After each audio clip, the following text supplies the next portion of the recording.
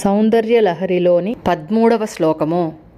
నరం వర్షీయాంసం నయన విరసం నర్మసుజడం తవాపాంగాలోకే పతితమనుధావంతి శతసః గలద్వేణీబంధాః కుచకలశ విస్రస్తసిచయాః హఠాత్కృత్యత్కాంచో విగళితదుకూలా యువతయః.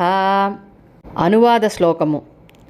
కరుణరస పరిపూర్ణమౌ కడగంటి చూపు కదలెన కాత్యాయని నీ కనులు విడచి కరమున కట్టె నూతగాగొన్న ముదుసలియును కదలి జవ్వనుల కనుగవలలో యవ్వనునిగా కదలెదరు కటినూలు చీరలు దొలగ పవిట కదలినను స్తన్యములను వీడి విడివడచు కదలు జడకొప్పు విడియుచున్నను కురూపియు కందర్పదర్పమున కదలి శతాధికముగా. తాత్పర్యము. ఈ శ్లోకములో జగన్మాతను ఉపాసించిన వారిపైన అమ్మ చూపే అవ్యాజ్యమైన కరుణా కటాక్షముల గురించి చెప్పుచున్నారు. కరుణరస పరిపూర్ణమౌ కడగంటి చూపు కదలెన కాత్యాయని అనగా, ఓ కాత్యాయని, ఆమూలాగ్రము కరుణరసాన్ని దయను కలిగిన నీ అపాంగ వీక్షణము, నీ కటాక్ష దృష్టి, ఆ చూపుల వెలుగు ఎవరి మీద ప్రసరిస్తుందో వారు పొందే దివ్య శక్తి అత్యద్భుతంగా ఉంటుంది తల్లి. నీ కనులు విడచి కరమున కట్టె నూతగాగొన్న ముదుసెలియును కదలి జవ్వనుల కనుగవలలో యవ్వనునిగా అనగా, చేతిలో కర్రను పట్టుకొని శరీరం అంతా ముడతలు పడిన కడు ముసలివాడు కూడా నీ కనుమాయ వలన పడుచువాళ్ల కనులకు యవ్వనవంతుడిగా అగుపడుతున్నాడు తల్లి.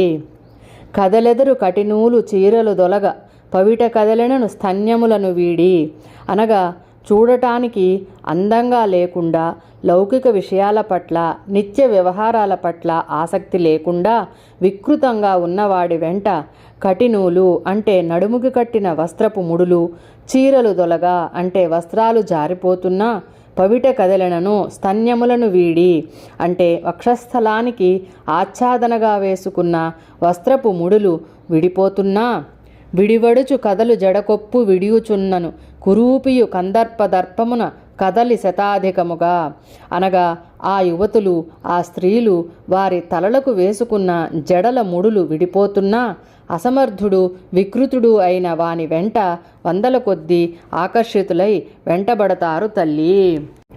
ఆ స్త్రీలందరూ అలా ఎందుకు వెంటపడుతున్నారు అంటే, కడగంటి చూపు కదలన కాత్యాయని, ఆ సాధకుడి మీద నీ దృక్కులు పరిపూర్ణంగా ప్రసరించడమే. ఇదంతా ఈ శ్లోకంలో పైకి కనిపించే అర్థము.